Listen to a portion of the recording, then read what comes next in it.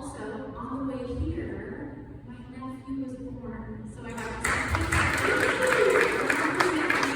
an emergency C-section, which I was scared. But beautiful pictures. And today, my grandfather, Nautilus, he's walked onward, so Nautilus Atwine, my maternal grandfather, will be 91 years old. So I'm going to begin by singing a song I didn't write, but it's a melody that we shall all recognize, and it's called Happy Birthday, or Kwasani Mashwa Pawyaku Skui. Kwasani Mashwa Pawyaku Skui. Kwasani Mashwa Pawyaku Skui. Kwasani Mashwa Pawyaku Skui. Atwaitala Kubi. Kwasani Mashwa Pawyaku Skui.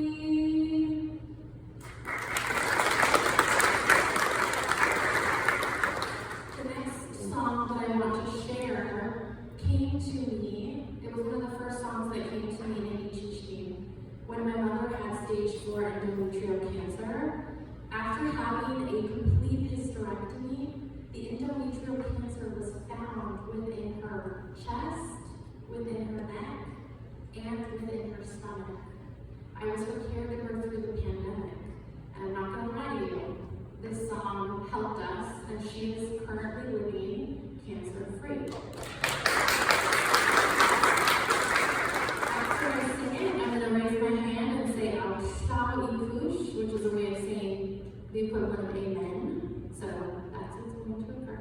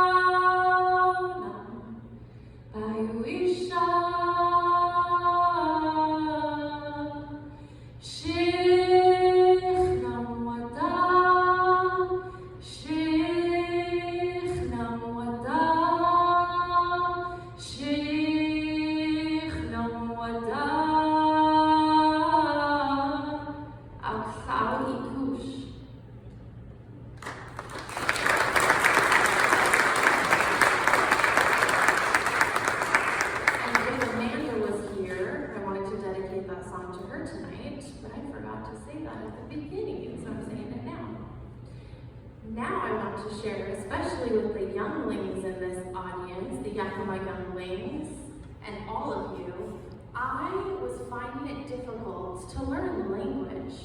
I didn't necessarily understand as soon as I started learning the concept of historical trauma and how it could just kind of sit with you, kind of stir within you, and kind of block you.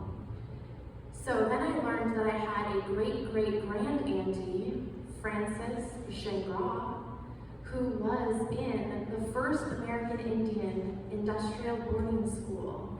So for that reason, I'm wearing orange today. On September 30th, there's a day called Orange Shirt Day. It was created by a youngling in Canada. And I created this skirt and this shirt, and I asked my niece, what colors should I use for the ribbons on my shirt? And she said, well, Nettie, because she knows me only as Nettie. Nettie, when you mix red and yellow, you get orange. So I red and yellow ribbons, and I learned that my auntie at that school, Carlisle, she survived. She graduated. She was one of few who graduated, and then she walked onward 2 years later, 7 days after having a child. So my family doesn't know what happened to that child. We don't know if that child grew up understanding that they were Indigenous, but on her death certificate, my great-great-grand-auntie, it was said that she was white. So that concept of cultural erasure and genocide continuing, it happened even to boarding school survivors. It happened even to boarding school graduates. And I think that that's an important thing to know, remember, here. And so while I was learning Yakama language, or specifically Ichishi, I kept thinking, how does this become easy? How do you help revitalize what only a few dozen fluent speakers currently know? What song could I hear? What song could I sing? So I heard the song, and my niece and I know it, and I would like to share it with you. So there's going to be some orthographic characters that are short and long and hard and soft and back and front. And that's maybe why it's confusing to learn. So, glottal stop, short A with stress, short A, long A with stress, long A, soft CH, hard CH, H, short I with stress, short I, long I with stress, long I, barred I with stress, barred I, soft front K, hard front K, soft front KW, hard front KW, soft back K, hard back K, soft front KW, hard back KW, L bar L M N, soft P, hard P, S S H, soft T, hard T, soft T bar L, hard T bar L.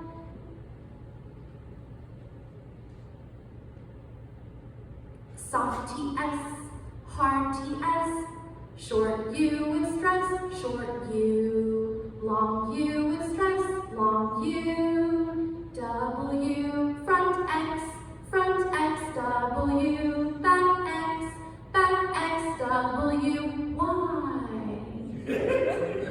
I always want to say why, because we love you. And you guys see, but my niece doesn't know Mickey Mouse Club, so I haven't yet indoctrinated her to the Mickey Mouse Club of the 1950s. And then along with that, there is a diphthong song. Because when you combine certain vowels, they make distinct sounds in Ichishi. So that song goes a little something like this.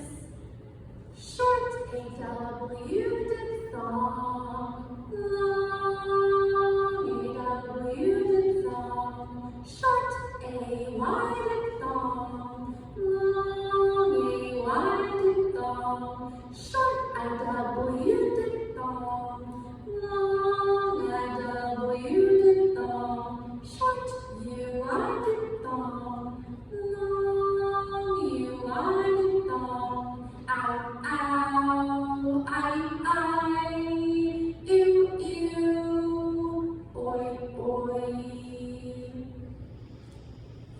So those are those songs.